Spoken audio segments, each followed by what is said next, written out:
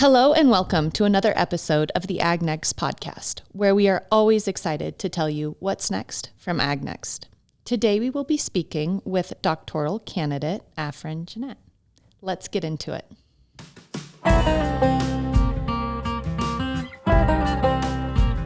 Okay, to start off, can you give us a little background about how you came to CSU, what you've done before, and maybe where you think you want to go? So I'm Afrin Jannat, and I'm a doctoral candidate at AgNext, and I joined CSU in 2022.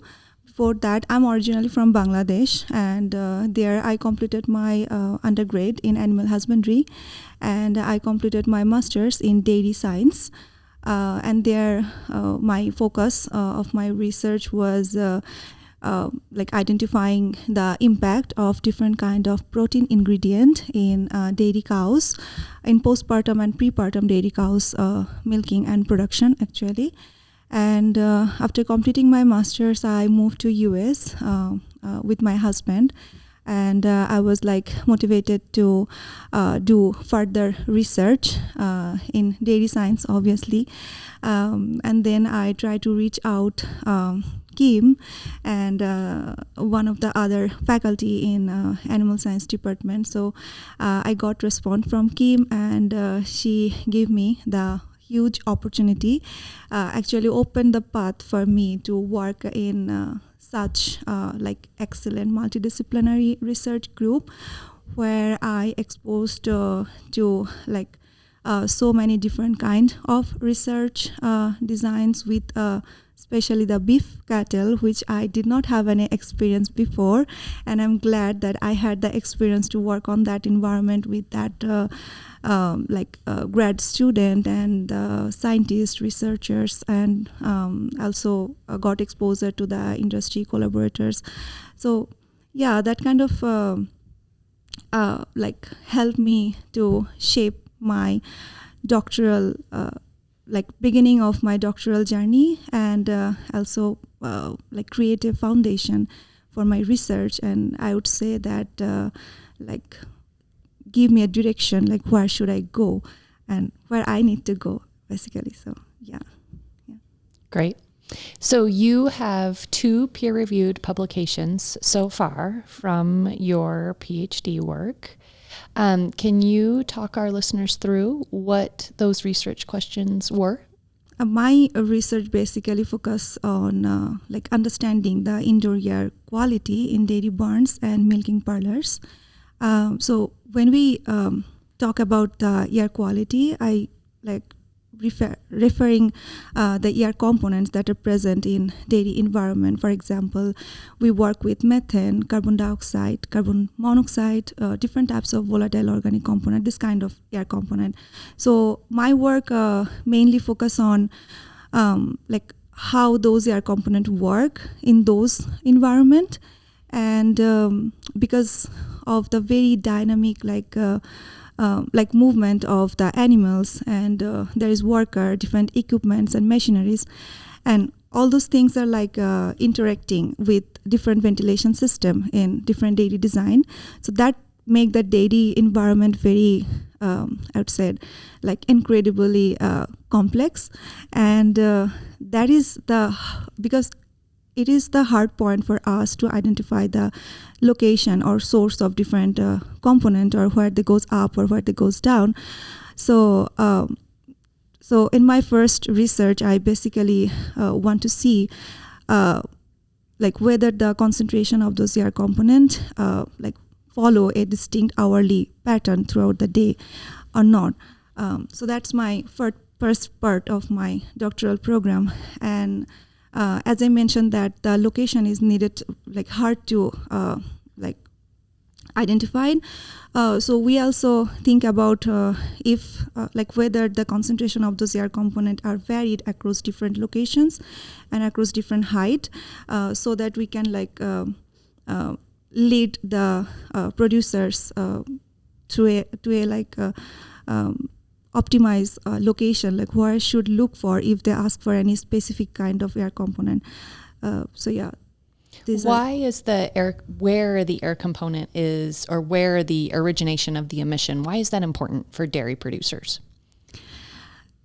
So I would like to talk about sustainability in that part, I guess, a bit, because for me, the sustainability is making a balance among the animal welfare and obviously the worker health and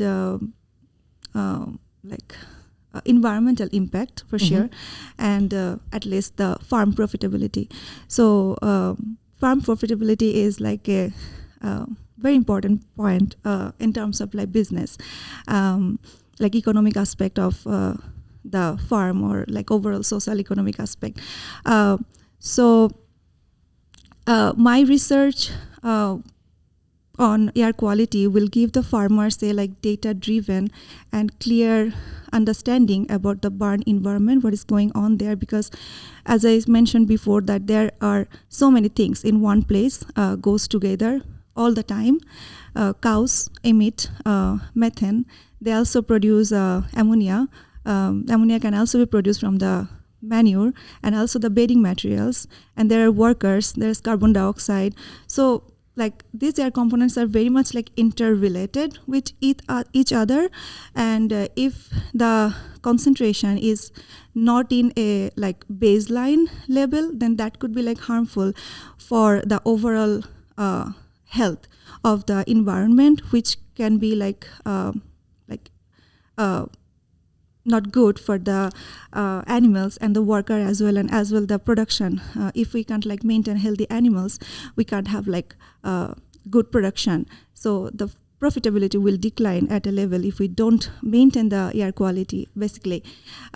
So yeah, that's what I think. Air quality measurement is important in terms of indoor environment of dairy. And our data-driven decision, farmers can use those data-driven decision to transform from assumption to data-driven precision management, I would say. For example, instead of using 100% of fan all the time, all the day, they can use our data and reduce the use of the electricity, which can reduce the extra cost and probably increase the profitability, productivity, and make the farm environment more healthier for everyone who is involved in it. So given all that work, what are your recommendations you have for producers, or maybe what are some unexpected findings that you've come across in your research so far? So I don't know if it's unexpected. Before the experiment, before the study, we hypothesized that we will probably see dynamics of those air component, but our findings really matched our hypothesis, and our finding says that the air component are not static. It's very, very, very dynamic throughout the day, and we did not measure if there is any direct impact of the feeding or any other activities, but we also observed the routine activities of the farm, and we have seen that the peak of those air component are related or linked to the farm activities or the ventilation, whatever going on in the dairy environment. So, and also the main another important thing is the spatial variation of those air component. So probably if we don't know about the air quality, we can assume that we have methane concentration 20 ppm at the entrance of the barn. So probably that will be the same throughout the whole farm, but it's not. So the spatial variation change very, very different from one another from each location within a specific study area. And also the height matter, because we have seen very different concentration of those air component in cow level and also air higher up. So that's also, I mentioned before that we can direct the farmers if they are saying that, I am sensing some smell like ammonia, so where should I look for first? So probably using our data or our study, we can like lead the farmer, like you should look at the manure management area, or you should look at the bedding materials or something like that. So it will like let the farmer have precise data-driven management decision, I would say. Great. So you worked with collaborating dairies to conduct your research. Can you talk a little bit about how those relationships sort of shaped you during your PhD? Like, what was it like conducting research on real dairies while they're doing real work? Yeah. And how has that shaped you as a person?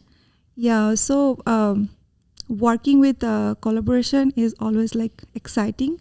Whenever I was like asked to visit any new dairies, I'm like very much excited to see what is going on inside of the dairy, and relate my work with the real world scenario is always like fascinating to see. And the collaborators so far, I worked with the collaborators, they are like very helpful and very generous, I would say, and they let us do whatever we want to do, and they are like very supportive, always asking about, and they are very concerned actually about our work. They are interested about our work, and they love their animals. They want to do the best for their animals. And whenever we have new sensors, we ask them, okay, we have new sensors, we want to install the sensors.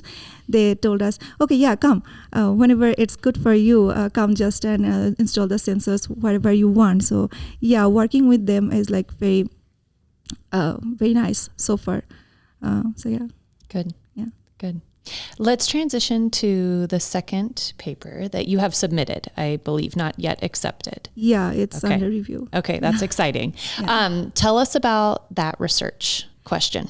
Okay, so yeah, I shared a little bit about that question before. So our idea was, so in our first paper, we saw that the air component concentration are very much dynamic. So our idea was, okay, there is so much thing is going on. So probably let's see what's the spatial variation of those concentration or temporal variation of those concentration in the farm. So we had like canisters installed in the barn, and we used 3 different canisters in 3 different locations within the same space, like within the barn, and let it be there for like 6 days. And after doing all those analyses, so in this research we specifically focused on VOC, like volatile organic component identification, because in my previous study we just got the dynamics of total volatile organic component, which doesn't say us anything specific about the volatile component, because there are like thousands of volatile component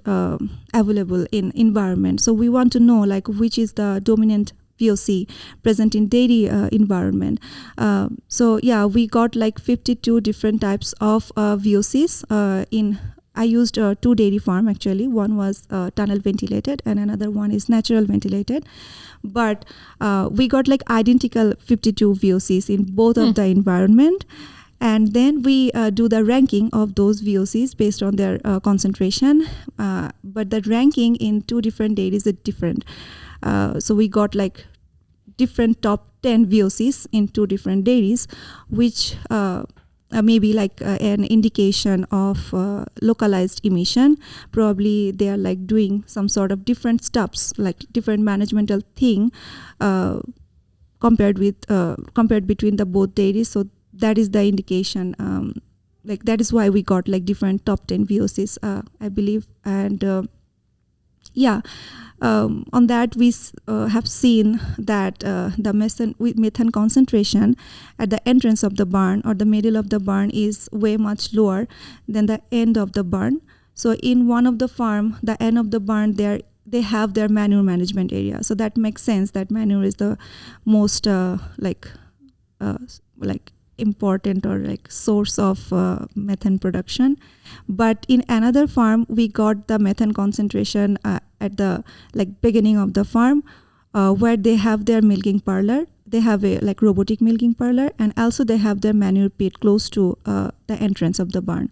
So that makes also sense that all time there you have like animal density, so animal emit the methane, and manure and all other stuffs going on in the farm. So this kind of stuff we found, the spatial variance of those concentration across different locations in one specific farm. Yeah. And I would like to add one thing that so from my 2 studies, I think, or I believe that I learned actually. So I learned that monitoring ER component in one specific location or for just one day doesn't represent the whole barn or whole farm or whole day. And I would say that one size fits all. This term is not doesn't work for the dairy environment because every dairy is different. And if someone is interested to know the air quality, they have to continuously, regularly measure the air component to learn or understand the pattern of the environment and make the dairy more sustainable. So what's left to research here at CSU before you go out and do bigger things in the rest of the world? So we are still doing the monitoring of the air component. We got new sensors from one of the company which is located in Italy. So we had the new sensors and we installed those sensors in 2 different farm, 2 different location to have kind of validation for our previous study. There is so many things, I guess, we can do with the air quality monitoring. We are in very preliminary stage, I would say, because it's very hard to identify the source. I would love to explore more identifying the source or the whole farm emission probably, which is very hard to measure. But I hope the team, dairy team, will figure out something in future and extend the work on air quality. Yeah. Afrin, this is fascinating, and I have the privilege of being on your committee. So I know her dissertation actually has 6 chapters the last we checked in. So Afrin has done twice the work of many PhD students. So thank you for all of your efforts. Talk to us a little bit about your advisor and the mentorship you've received here and how it's helped you. Yeah, I would love to answer that question, and probably I will take a few minutes to answer that question. So I have been very fortunate to have incredible mentorship throughout my doctoral journey. And when I started CSU in 2022, I started working with AgNext under the supervision of Kim. I have the privilege to work under her supervision for a long time, for 1 year. And she introduced me with the team. I got exposure to the team and I find my path. And then I start working with Dr. Diego Manriquez, who has been playing a great role in shaping my research journey. And I should say that the most best part working with him or about his mentorship is the way he balances the work. He is very supportive whenever I need anything in terms of research or in terms of personal life. He is always be my back, and he let me think independently, and he let me explore the new things. And he is very open-minded, which is a privilege for me. I can share anything with him, any ideas regarding the research easily with him. So it's very fun to work with him. I love to work with him, and he always appreciate whatever I do, my effort. He always appreciate it, and that keeps me motivated and keeps me on the track. And I would say that it makes me more confidence in terms of research or whatever I'm doing right now. And also he has a nice collaboration with the dairy producers and veterinarians, different engineers. So this kind of experience like helped me to connect with the real world scenario. That helps me to grow as a like scientist. So, yeah, I'm glad to have this incredible mentorship. Yeah. That's great. Yeah. As you start to look forward and after graduation here from CSU, what are your plans? What do you hope to do? What do you think you want to work on in terms of sustainability? So after my graduation, I think I would love to work in, like, I love to do research in precision livestock management, I would say. And during my journey, the skill which I gained, I would love to like apply those knowledge in aspect of any position regarding like academia or industry role. And I have been like exposed with a lot of like data set and do all the data handling, wrangling, interpretation, and that's the best part. Like I like from my work, like interpreting the data with practical term. So I would love to do that more if I get the opportunity. And probably I would like to like act as a bridge to like between the science and the like practical field, so that I can translate the research into practical term and make people understand, like help people and make the dairy industry like more resilient, responsible, and sustainable. Yeah. Great. Well, thank you for being one of our superstars, Afrin. We are so proud of you. Thank you to our listeners for joining us on another episode of the AgNext Podcast. Don't forget to follow us on Facebook, X, LinkedIn, and Instagram. If you have feedback you would like to give us, please send us an email to agnext.colostate.edu, and we'll do our best to answer you as we can.